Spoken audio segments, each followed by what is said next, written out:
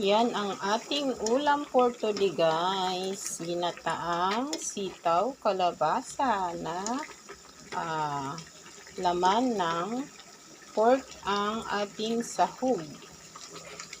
Ayan. Masarap din naman sa gata ang may sabaw-sabaw guys. Malapit na maluto yan. Ayan, sana hindi kayo magsawa sa aking mga niluluto guys. Ito ang laging post ni Inday Vivian, gawa ng ito lang naman ang ating routine araw-araw guys. Kasama na sa buhay ni Inday Vivian ang pagluluto araw-araw.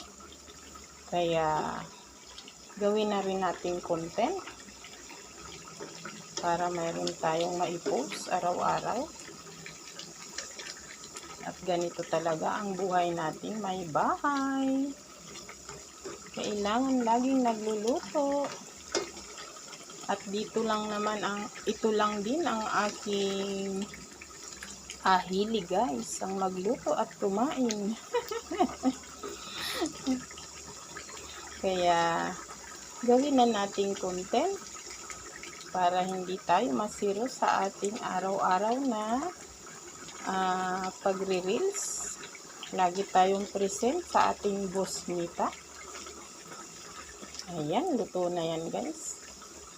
Timplado na po yan.